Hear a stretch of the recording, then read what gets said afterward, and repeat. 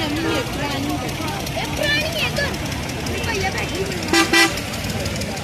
इसी की गाड़ी है उसका कच्ची तो लगी है बड़ी सी नहीं है ये किस तरह बात ये गाड़ी सी एक साइड होगी नौता के एक साइड तो नहीं लगी सी एक गाड़ी है ये खोद नहीं